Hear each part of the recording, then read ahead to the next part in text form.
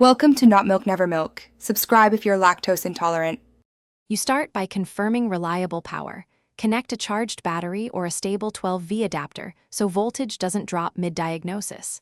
Next, remove quick obstacles. Clean the lens and sensor gently with a microfiber cloth. This often restores image clarity immediately. Once done, check the firmware version and record the camera model and serial number so you can match updates and parts. These steps save time because they eliminate the most common, fixable causes before deeper disassembly or software work. Now you move into diagnostics. Perform a factory reset after backing up settings so software corruption is ruled out. While the camera reboots, test power and data cables using a multimeter or swap in known good cables to isolate cable versus camera faults. If hardware still misbehaves, open the housing carefully, note screw types, then inspect solder joints, flex cables, and connector seating.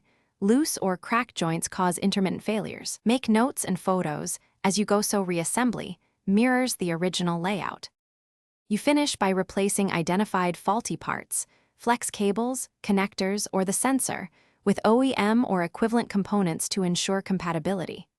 Reassemble in the reverse order you documented, tightening screws evenly and resealing any gaskets to preserve weatherproofing. After reassembly, run a full functional test. Check image quality, autofocus behavior, exposure stability, and network or recording functions. If problems remain, one key troubleshooting tip: swap in a known good mainboard.